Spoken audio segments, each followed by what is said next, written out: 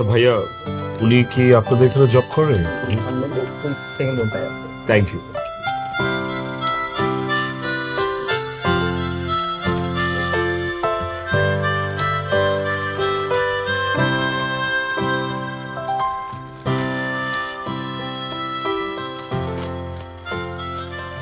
Hello. আপনি এখানে কি করছেন? কেমন আছেন আপনি? কেমন আছি সেটা আপনার কি? হ্যাঁ, আমি এখানে কাজ করি, আপনি কিভাবে জানেন?